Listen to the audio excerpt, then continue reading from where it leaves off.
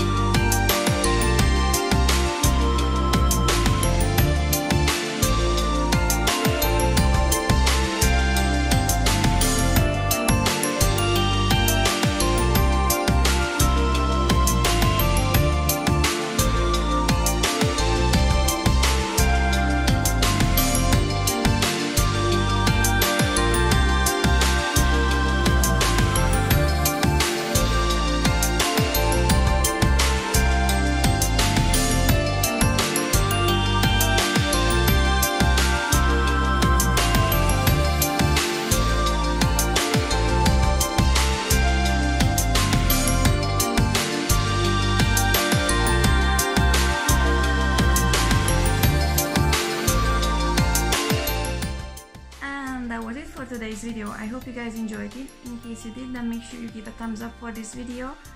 If you want to see my face more often and similar videos like this kind of close-ups, then make sure you subscribe. I link everything down below about the products I use, and if you want to have more information and you want to see the pictures about this, I will link down below my Instagram account as well. Thank you very much for watching, and I will see you guys in my next one. Bye guys!